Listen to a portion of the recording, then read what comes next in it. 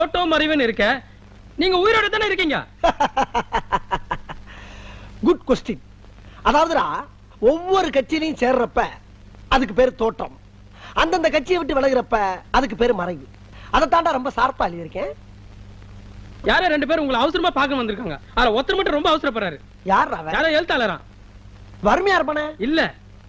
வணக்கம் சார். வாங்க வாங்க வாங்க வாங்க. என் பேரு காசிராஜன். நான் ஒரு புரட்சிகரமான எழுத்தாளர். ஓ, நீங்க தான் எழுத்தாளரா? என்ன விஷயமா என்ன பார்க்க வந்தீங்க? சார், இந்த இருட்டுல நடக்கிற பல விஷயங்களை வெளிச்சத்துக்கு கொண்டு வர்றதுதான் என்னுடைய வேலை.